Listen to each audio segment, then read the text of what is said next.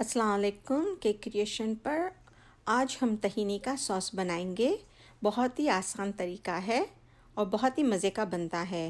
1 cup sesame sad لیں گے، اس کو ہم ہلکی آنچ پہ بھونیں گے۔ اسے اتنا بھونیں گے کہ اس کا رنگ بدلنے لگے اور خوشبو آنے لگے، یعنی کہ ہلکا براؤن ہونا چاہیے۔ تہینی کے سوس کو آپ ہمس، بابا گنوش اور سیلڈ میں استعمال کر سکتے ہیں۔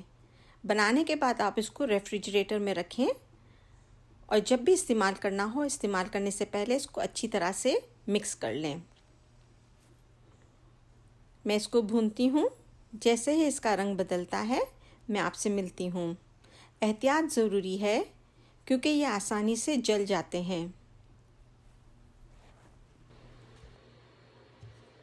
دیکھیں اس کا آہستہ آہستہ کلر چینج ہو رہا ہے اور خوشبو بھی آ رہی ہے۔ اب اس کو کنٹینیوسلی گھمائیں گے لیکن ٹک ٹک بھی ہو رہی ہے، اور یہ ایسا نہ ہو کہ نیچے والی تہہ جل جائے،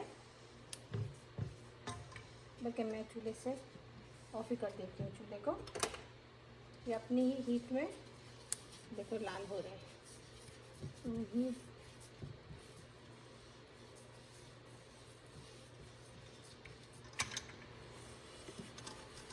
اچھے سے لائٹ براؤن ہو گئے، میں اس کو چھنی میں نکال لیتی ہوں تاکہ اس کی اچھی طرح سے ایئر نکل جائے گرم والی، اور اس میں یہ ٹھنڈا ٹھنڈا رہے۔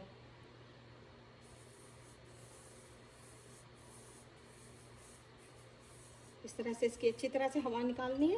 بالکل ٹھنڈی ہو جائے گی تو پھر ہم اس کو فوڈ پروسیسر میں ڈال کے اس کو پیسیں گے۔ دیکھیں اتنے خوبصورت لگ رہے ہیں۔ یہ اچھی طرح سے ٹھنڈا ہو گیا ہے، میں نے اس کو فوڈ پروسیسر میں ڈالا ہے، اور اب ہم اس کو گھمائیں گے۔ اچھی طرح سے اس کو مکس کرنا ہے کہ یہ سارا پاؤڈر کی طرح ہو جائے۔ دیکھیے اچھی طرح سے ہو گیا ہے۔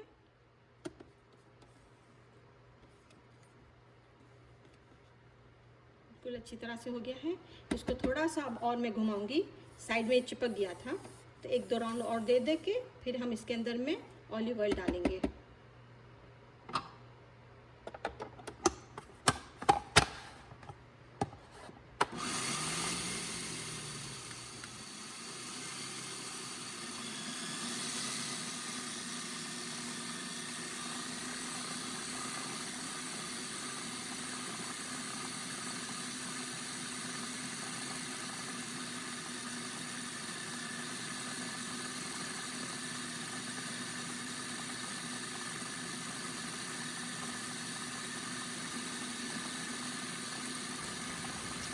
ہمارا اچھی طرح سے ہو گیا ہے، تقریباً 3 سے 4 ٹیبل اسپون کے قریب تیل اس میں گیا ہے۔ یہ دیکھیں بالکل صحیح ہے، ایسا ہی ہونا چاہیے۔ اب ہم اس کے اندر میں 1/4 ٹی اسپون نمک ڈال کے ایک دفعہ گھما لیں گے اس کو۔